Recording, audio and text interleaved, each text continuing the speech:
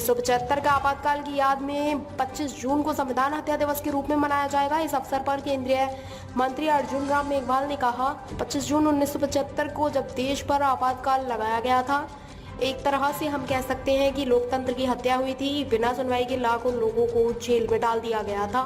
Press पर censorship थी। भावी पीढ़ी को पता होना चाहिए कि एक समय ऐसा भी था जब कांग्रेस और उनकी नेता इंदिरा गांधी ने संविधान को खत्म कर दिया था। इसलिए 25 जून को संविधान हत्या दिवस के रूप में मनाया जाएगा। इसमें गलत क्या है? इन 10 सालों में क्या किसी को बिना सुनवाई की जेल में डाला गया है? देखिए, 25 जून 1975 को जब इस देश में इमरजेंसी लगी और एक तरह से हम कह सकते हैं कि संविधान की हत्या की गई,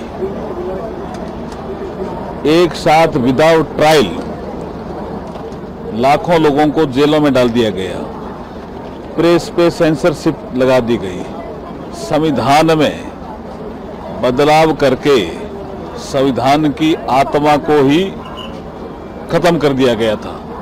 तो ऐसे दिवस को जब हम 50वें वर्ष में प्रवेश कर गए, इमरजेंसी के कालखंड को देखते हैं 75 से, तो भावी पीढ़ी को ध्यान रहे कि ऐसा भी एक कालखंड आया था जब कांग्रेस ने और कांग्रेस की नेता श्रीमती इंदिरा गांधी जी ने इस देश की संविधान की आत्मा को भी मार दिया था, संविधान को भी खत्म कर दिया था।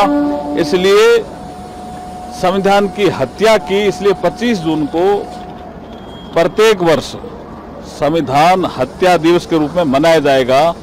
इसमें गलत क्या है? वो क्या कह रहे हैं?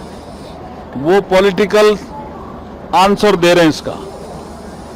अब कोई आदमी भ्रष्टाचार करेगा जेल में, उसको इसके साथ जोड़ोगे क्या? विदाउट ट्रायल, मैं कह रहा हूं, विदाउट ट्रायल किसी को जेल में डाला है क्या इन 10 सालों में? विदाउट ट्रायल उन्होंने जेल में डाल दिया, संविधान की आत्मा की हत्या कर दी। इसलिए हम इसको संविधान हत्या दिवस के रूप में मनाने का कल निर्णय किया है।